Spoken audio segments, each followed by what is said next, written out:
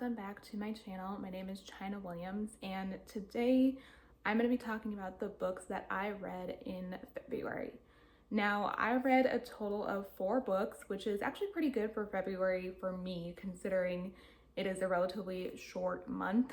So I was really pleased with what I was able to read, and generally I enjoyed everything that I read this month, which is also great news.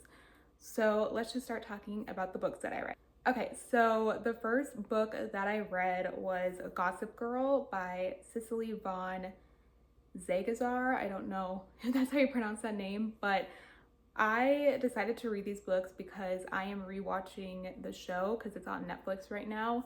And I actually never read the books growing up because I felt like they were a little bit too old for me, like in terms of the substance of them and like just these wild and outlandish things that these characters were doing. Like, I don't think it was like for me at the time. But now that I read it like as an adult, I was like, I definitely could have read it at the age I was like watching the show and as like the books were coming out. Like, it wasn't as risque as I thought it was gonna be. Because like Gossip Girl, the show, is like super risque and just like so outlandish. But essentially in this book, we follow our main character, Serena, also known as S, Serena van der Woodsen, that's her full name. And we also follow her best friend, Blair Waldorf.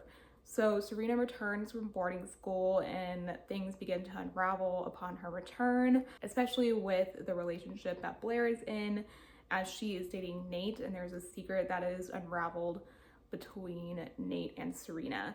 So that's kind of like the main premise of this show. We would basically follow Serena returning. We get introduced to the characters of this world, the Humphreys, which include Dan and his dad and sister, Jenny and Rufus. And then we also get to know Vanessa, who is in this. Her character is very different from the show. I will say there's a lot of differences from this first book versus season 1. And one of those main differences is that Vanessa actually goes to Constance with the rest of the girls, with Serena and Blair. So that was like a major difference. And then we also just get a lot of family dynamics in this and mainly focus our attention on Serena and Blair and Nate and that whole situation. Now, I didn't love this as much as I loved season 1 of the show. Season 1 of Gossip Girl is honestly like a really good season. Like, there was so much going on in that season. It's probably like one of my favorite seasons of American TV. Like, it was so good. I just felt like the book was lacking in the drama that I know and love of Gossip Girl. I am curious, like, if I had read it like at the time or like before getting into the series, if I would have liked it more. But honestly, like, the characters just kind of fell flat for me in the books, and the writing was just a little juvenile for me. Like, it definitely fit that YA category, but there weren't as many like twists and turns as I loved from the TV show. And we were mainly focusing on like Serena, Blair, and Nate. And there were a couple of characters from the show that were very different. For instance, Serena's little brother Eric is actually her older brother who is going to Brown University. Like, Eric's whole situation on the show is like non-existent in the book pretty much, which I thought was interesting. But I feel like they made that change for a reason, because it made the like story a bit more interesting like in the show. And another big thing that was another big difference was the relationship of Eleanor Waldorf, who is Blair's mother, and Cyrus. So that whole marriage and relationship is in the very first like pages and chapters of the first book versus it being like later on in the series of the show. So we already get that dynamic like right away. And also the parents' involvements just aren't as strong as they are in the show. So yeah, overall I thought it was okay. Again, I thought the writing was very minimal and just nothing really exciting happening. It was a very fast read, which I did enjoy that aspect of it.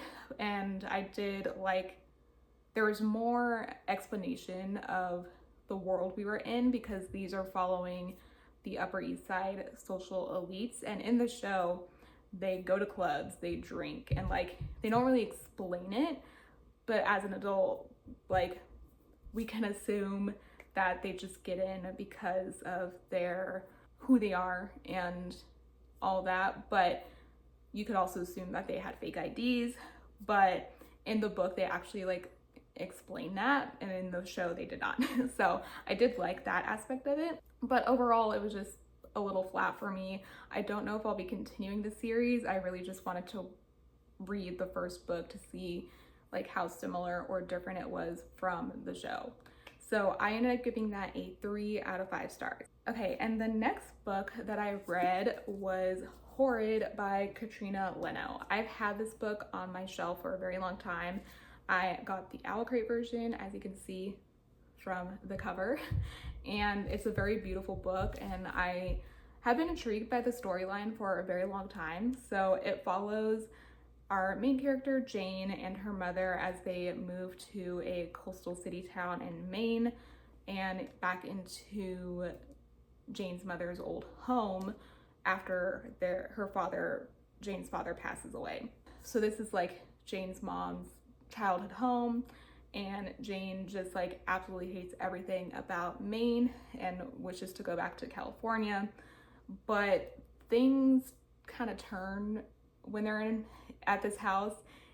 There's a lot of strange happenings that go on, and like her mother starts to act a little weird, and Jane tries to figure out why, but her mother isn't really telling her, and so she tries to find the reasons, and there's a lot of like weird things she discovers about the house itself.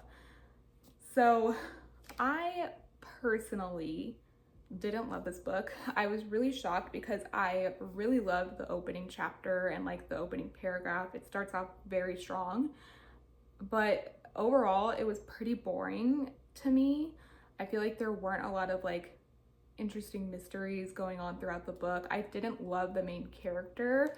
I felt like she was very whiny and just kept complaining that she wanted to go back home, and she just really did not like being in Maine, because there's also like this bully in town who she continues to deal with and just does not like that.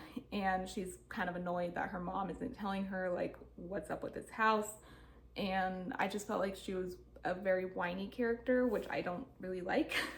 But I was surprised because there were so many like good reviews on Goodreads. It had a lot of high ratings. So, and I really liked the first couple of chapters, but the middle of the book really kind of fell flat for me.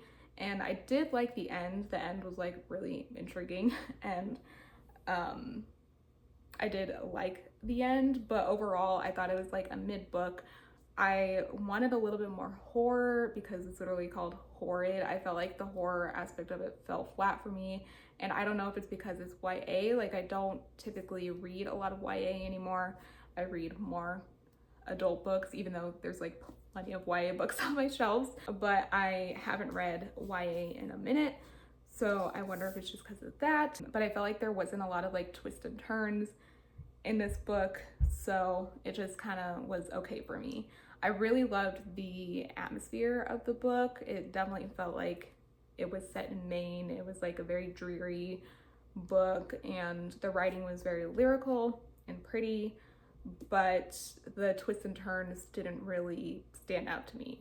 So much like Gossip Girl, I also gave this a 3 out of 5 stars. The next book I read was actually a comic book. I read it on the Everand app, and it was Ascender Volume 1 by Jeff Lemire.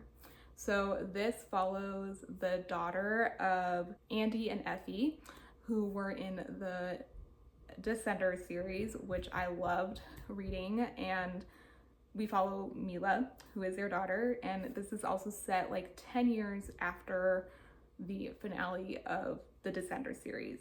So the world is very different. Magic has completely taken over machinery, and the rules are very different. Like, it's just not the same.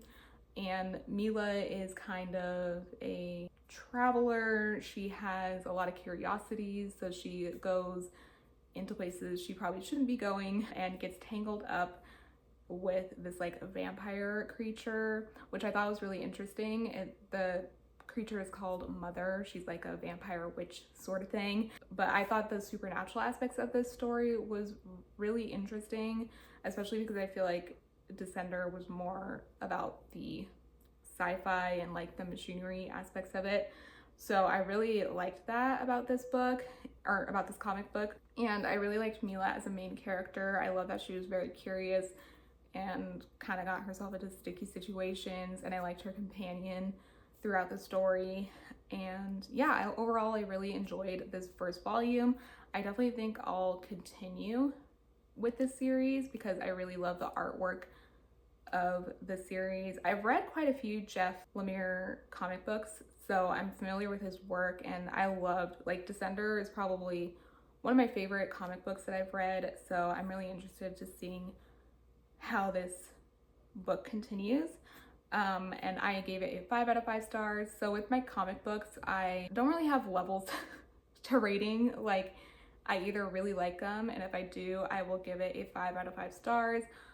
And if I don't like them, it'll be like a 3. I don't really give out 2-star ratings, so that's kind of like how I rate my comic books. But I really enjoyed it and gave it a 5 out of 5 stars, and will definitely be continuing. Okay, so the final book that I read in February was Call Down the Hawk by Maggie Stiefvater. Earlier in the year, I had a call with my friend, and we just read a bunch of first chapters of books that we had on our shelves that were on our TBR for a very long time, and this for me was one of them. This is another Owl Crate special edition. I loved the Raven Cycle series when I read them, and I read them a very long time ago, so I was a little worried about getting into this series again. It just was a little daunting to me to start this book up again because it's been so long since I have read the Raven Cycle series, and I read those books like pretty much one right after the other. Like, I read them fairly quickly. But in this series, we follow Ronan Lynch and his brothers, and this is after the events that happened with the Raven Cycle series. So Ronan is in search of finding Adam, and he's dealing with a lot of interesting things in terms of his dream. He can see visions in his dreams, and in this book he's unable to control them because there's this thing called night wash, which is like this substance that comes out from his orifices, and it makes it a really hard time for him to not dream because they happen when he's not dreaming. So he's kind of forced to dream and pull things out of his dreams because of it, which I really love the aspect of that. I loved getting more into the dreaming aspect and like the visions and all of that. I really loved the magical development going on in this book. So we really focus on Ronan and him finding Adam and like their relationship, which I love. I love that relationship so much. But we also have 2 new characters in this book. We follow a girl named Carmen Farouk Lane, who is a hunter, and she hunts dreamers. But there's also kind of this like impending apocalypse that's happening, and she is dealing with that and is teaming up with someone who has visions to try to figure out what's going on with that apocalypse. I really liked that side of the story as well, and like all the mysteries of Carmen and like who she's working for, because she doesn't quite know who she is working for. So really liked her and her story. Then we also follow Jordan Hennessy, who is an art forger who is linked to another dreamer, and her world and story was really interesting as well. It was very mysterious. This book was very mysterious, which I really, really liked. I liked that aspect of it. There was a lot going on, even though it was like kind of slow at times, which I feel like is just typical Maggie Stiefvater writing. I felt like that throughout the Raven Cycle series as well. She has a very like flowery writing style, so some of the books or some of the portions, like the middle portion, was a little slow for me. But overall, I really enjoyed it. I loved, again, the character dynamics. We got a little bit more of like Ronan and his relationships with his brothers. because he also decides to not go to college throughout this, which is a real struggle for like his brothers to understand, and he just didn't really fit in the college world, so he decided to leave. We also get more of him and Adam, which again, love, and then also this whole thing with the night wash was just really interesting. So I gave this a 4.5 out of 5 stars. Again, really loved it. I was a little bit nervous because it's been so long since I've read the Raven Cycle series, but it kind of was really easy to get into. I also listened to the audiobook for this because it's a fairly large book, but I really liked the narration of the audiobook, and I felt like it just kind of started right away, which was really nice. The only thing that stopped me from giving it a 5 stars was because it was slow at times, and again, that's just, I feel like Maggie Stiefvater's writing in general.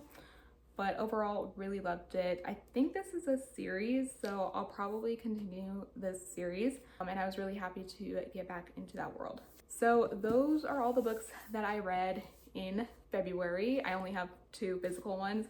I read, like I said, I read Ascender in the Everand app, and then I borrowed Gossip Girl from the Libby app through the library. I'm glad I had a really good reading month and really happy to have finally read these books because they've been on my TBR for a very long time, like I mentioned before. So now I'm gonna briefly talk about a couple of books I'm currently in the middle of.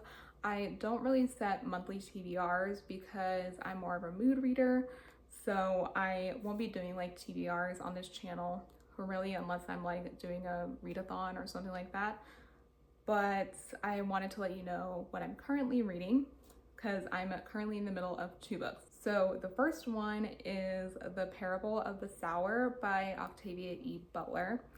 And this follows our main character, Lauren, who is a hyper empath, and that means she can feel the pain of others and is just like, she can feel anything that anyone else is feeling, which is really hard for her, especially in the world she's living, because they're kind of living in an apocalyptic world.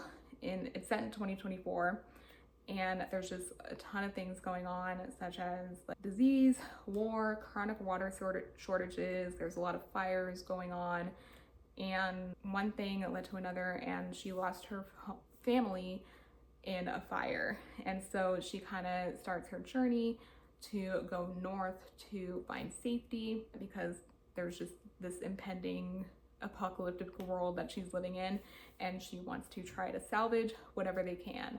Her father is a priest, and that's kind of what he was trying to do, like trying to bring what little of a culture they have throughout all this like destruction and all that. I decided to read this because I feel like I kept seeing it everywhere, and I read Kindred by Octavia E. Butler, but I didn't really love it. But I know this one is a much beloved book, and I wanted to read it to see like what her writing was like, because again, I didn't love Kindred, but I like the world of this a little bit more. It's a little bit more interesting to me. I also feel like a lot of what she writes about is kind of what we're dealing with right now. And it's kind of crazy that this is set in 2024, because I feel like a lot of what the book is a little bit more extra than what we're dealing with, but we're dealing with a lot right now. There's a lot of fires, there's a lot of water shortages, which is exactly what's happening right now. There's a lot of war, there's diseases, so it's very oddly similar to what's happening right now, and the timing of everything is just a little scary. So yeah, I kind of read it because of that, and just to see if there's like what Lauren goes through, seeing what she finds out in terms of trying to salvage whatever's left of the impending world. So yeah, that's kind of why I wanted to read it, and I'm listening to the audiobook for it on Everand, and so far I'm liking it, so very intrigued in finishing it. The other book I'm currently in the middle of is The Chosen and the Beautiful. I don't know how to pronounce the author's name, so I'll put the book cover here. But this is set in the world of The Great Gatsby, and we actually follow Jordan Baker's character, although in this world she's in this book, she's very different. She's Asian, she's an immigrant, she's still a socialite and still a golfer, but in this world, her friends kind of view her as this like exotic, like attraction because she's so different from everyone else. But she is still very educated, she has a lot of money, and again is a golf star. So like the fact that they see her as this like exotic thing is interesting because she lives a similar lives to her friends and peers. What's interesting about this version of The Great Gatsby and this story is that there's actually magic involved, as Jordan Baker is a magician as well. So there's going to be some mysteries, ghosts, illusions, stuff like that. I'm not very far into this. I'm on like chapter 5, so I feel like I haven't really gone into that world of it, but the start of the book definitely starts off very similar to the world of The Great Gatsby. So I love the story of Great Gatsby. I love the time period it is set in, and just the jazz age is such an interesting time period to me. So I'm really interested in learning about this version of Jordan Baker. I think it's really cool, and I'm really curious how it plays out. So yeah, those are the 2 books I'm currently in the middle of. And I think that is everything. I would love to know what you read in the month of February, what your favorite books were for that month, and I will see you all for the next video. Bye!